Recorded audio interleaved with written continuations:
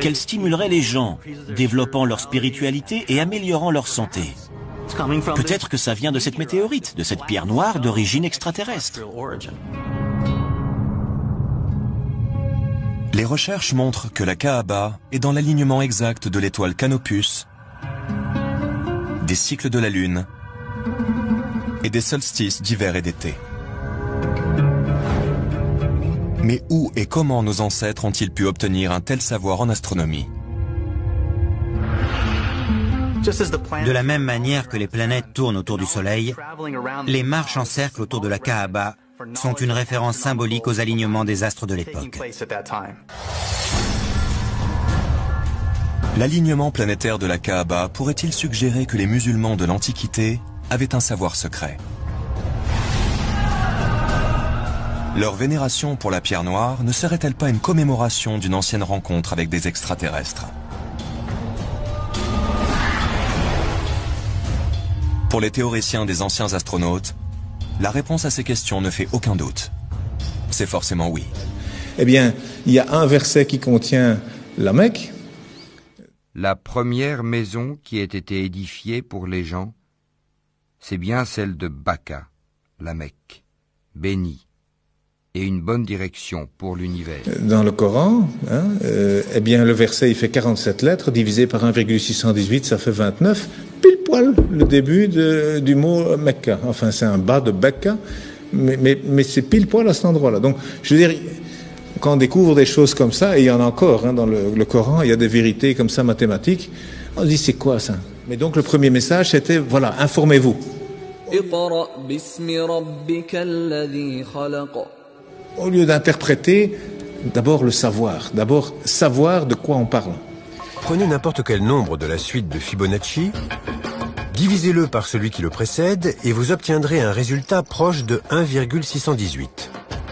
Une valeur que l'on appelle le nombre d'or. Reprenons l'image du bras au rayon X.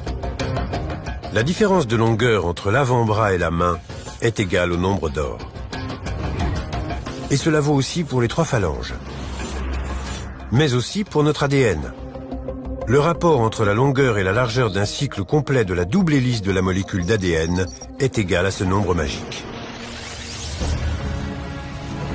La suite de Fibonacci et le nombre d'or sont des exemples d'objets fractales. La structure des nervures d'une feuille est identique à celle des branches d'un arbre. On a donc bien une même forme répétée à l'infini à une échelle toujours plus petite. Une fractale, c'est l'autosimilarité. Un motif autosimilaire est un motif qui peut être reproduit et constaté à de multiples échelles d'observation. La nature repose sur la géométrie fractale parce qu'elle lui permet de créer des structures gigantesques avec une efficacité redoutable.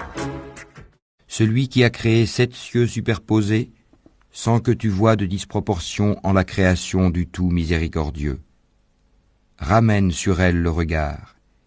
Y vois-tu une brèche quelconque? Puis retourne ton regard à 2 fois.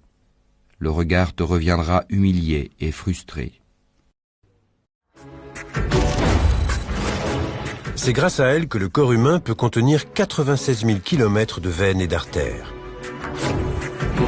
Ou qu'1,80 m de filaments d'ADN peuvent être contenus dans le noyau d'une cellule. Si on mettait bout à bout la totalité de l'ADN d'un être humain, on obtiendrait une longueur de 6 400 000 km, soit une distance supérieure à celle qui nous sépare de Pluton. Nous leur montrerons nos signes dans l'univers et en eux-mêmes, jusqu'à ce qu'il leur devienne évident que c'est cela le Coran, la vérité.